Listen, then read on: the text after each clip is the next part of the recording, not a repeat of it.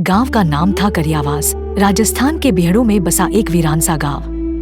दिन में सब कुछ सामान्य था। खेतों में हल चलाते किसान, कुएं पर पानी भरती औरतें और मंदिर में बजती शंखध्वनि। लेकिन जैसे ही सूरज ढलता, पूरे गांव पर एक खामोशी छा जाती, खासकर उस कच्चे रास्ते पर जो गांव से जंगल की ओर जाता था। गांव के बुजुर्गों का कहना था, उस रास्ते पर रात को मत जाना, वहां वो चलती है। वो यानी जलती हुई औरत। कहानी कुछ साल पुरानी थी।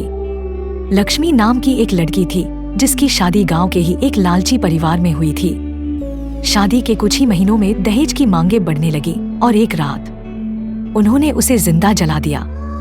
लक्ष्मी की चीखें पूरे गांव ने सुनी, लेकिन कोई उसकी मदद को नहीं गया। कहते हैं, मरते वक्त उसने कसम खाई थी, जो मेरी मौत पर चुप रहा मैं उसे चैन से जीने नहीं दूंगी। उसके बाद से हर अमावस्या की रात और कुछ और तारीखों को लोग उस पगडंडी पर एक औरत को चलते देखते, सफेद साड़ी में, लेकिन शरीर से आग की लपटें निकलती हुई। मगर उसका चेहरा कभी साफ नहीं दिखता, सिर्फ उसकी जलती हुई आंखें जो दूर से भी चमकती हैं। उस औरत की एक अजीब बात ये थी, वो किसी को छूती नहीं थी, लेकिन जिसने भी उसे देखा उसकी जिंदगी बर्बाद हो गई। खेत सूख गए, बच्चे बीमार हो गए, जानवर मरने लगे। डर के मारे लोगों ने वो रास्ता बंद कर दिया।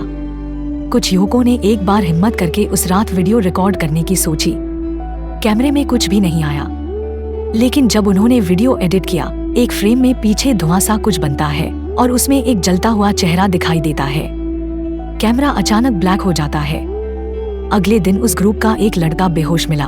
उसके होंठ जले हुए थे, जैसे किसी ने आग से छू लिया हो। आज भी गांव में एक लकड़ी की पट्टी लगी है उस पगडंडी पर।